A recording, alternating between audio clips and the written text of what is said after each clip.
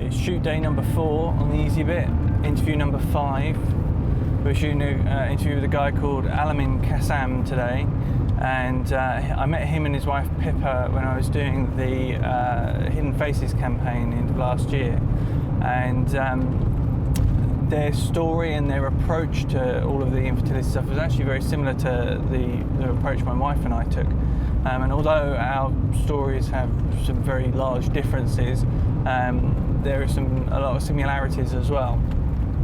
So it was really interesting for me personally talking to him about how he dealt with things, and how there were some things we dealt with in similar ways and other things that we didn't. And yeah, so I'm quite excited today to go and talk to Alamin and just kind of learn a bit more about what they went through and how they dealt with it and how he dealt with it. But I was also thinking today I would give you a little tour of the studio, the setup, like the camera gear and the lights and all that kind of stuff that we use. So once I've got to the office, once Sarah and Ian have arrived and we've set everything up, I'll do a little kind of tour of how we're actually filming these interviews. But before that, I need to catch a train and get some coffee.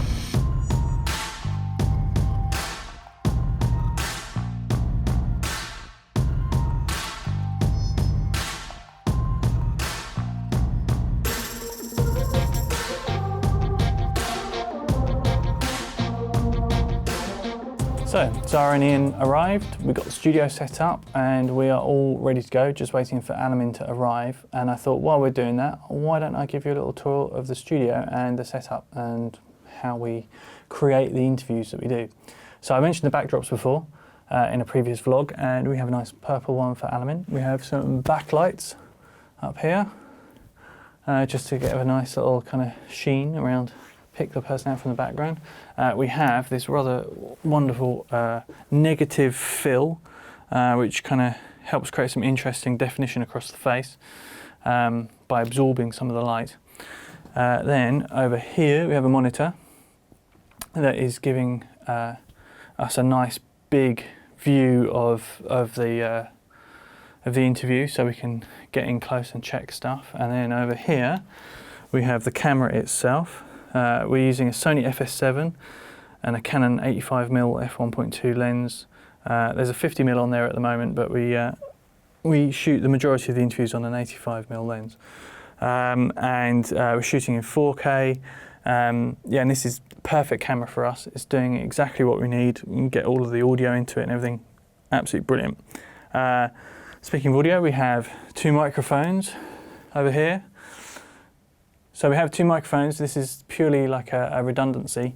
So basically, obviously, these interviews, the guys are talking about stuff that's very personal, very, in some instances quite traumatic, and I don't want to have to stop them in the middle of an answer if a technical issue occurs. So one of the ways to combat that is to do things like have 2 microphones, so we've got a redundancy if one fails. We just kind of want to do things like that, just make it a bit easier for them, because last thing you want to do is start people when they're talking about something so personal and difficult to talk about. And then we have this Octodome, which is our light, as you can see, incredibly bright, powerful, but nice, even, soft lighting for our interview setup. And then, last but not least, we have our clapperboard. So we're all set to go.